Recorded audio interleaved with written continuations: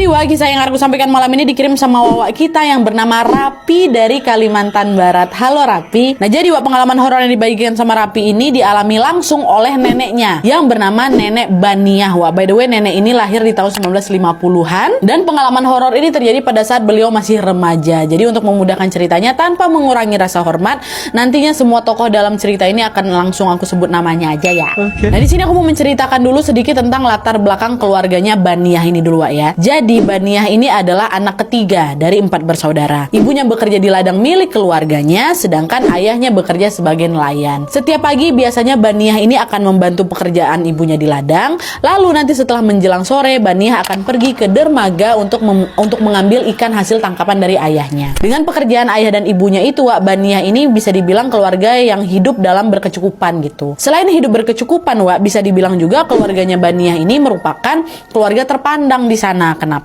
Karena kakeknya Baniah yang bernama Toklang itu adalah kepala desa sekaligus juga orang pintar. Konon banyak tuh warga yang mengalami sakit fisik atau mendapat gangguan gaib gitulah. Akhirnya bisa sembuh setelah ditolong sama Toklang tadi. Itulah yang membuat memang Toklang menjadi sosok yang sangat disegani dan juga dihormati di sana. Termasuk juga anak keturunannya, keluarganya si Rapi ini. Nah, itulah tadi sekilas tentang latar belakang keluarga Baniah ya. Sekarang kita masuk nih ke ceritanya. Jadi, pada suatu sore nih seperti biasa, Baniah pergilah itu kan ke dermaga untuk mengambil hasil tangkapan ayahnya. Tapi sore itu setelah dia ngambil ikan, ternyata ayahnya ini masih lanjut lagi ngobrol dengan teman-temannya di sana. Alhasil Baniah pun memilih untuk pulang ke rumah duluan. Jadi Baniah sama ayahnya nggak pulang bersama. Baliklah ini si Baniah duluan. Nah lalu pada saat masih di perjalanan pulang dari jauh Baniah nengok ibunya berteriak tuh manggil-manggil Baniah sama wajahnya panik.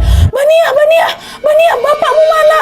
Bapak masih di dermaga, Bu. Dia lagi ngobrol sama kawan-kawannya. Ada apa nih kok ibu panik kayak gitu? Kata Baniah kan. Ya udah kalau gitu ibu mau nyusul ayah dulu ke dermaga. Sekarang kamu cepat pergi ke rumahnya Mak Leni. Nah, FYI Mak Leni ini adalah salah satu tantenya Baniah juga yang juga merupakan anaknya dari Toklang, saudaranya mamanya lah gitu. Loh, kenapa harus balik ke rumah Mak Leni? Ada apa, Bu? Gitu kan. Udahlah cepat aja aku ke sana lah dulu, nanti ibu sama bapak nyusul, kata si ibu. Nah, di situ ibunya Baniah nggak menjelaskan apa-apa, Ibunya langsung tuh buru-buru pergi ke dermaga untuk nyusul ayahnya. Akhirnya Baniah pun hanya menuruti perintah ibunya tanpa bertanya lagi. Dah lah nih, baliklah dia ke arah jalan ke rumah Mak Leni.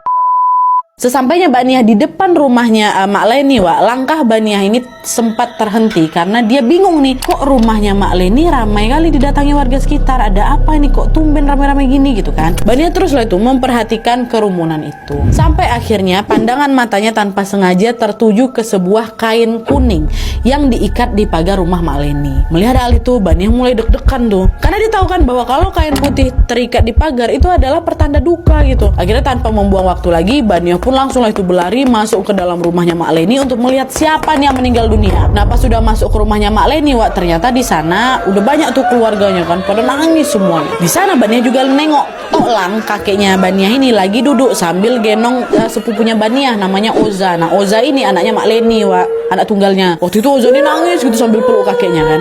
Perlahan-lahan Baniah pun mulai berjalan mendekati mereka. Dan betapa terkejutnya Baniah ketika melihat bahwa tidak jauh dari tempat Toklang itu duduk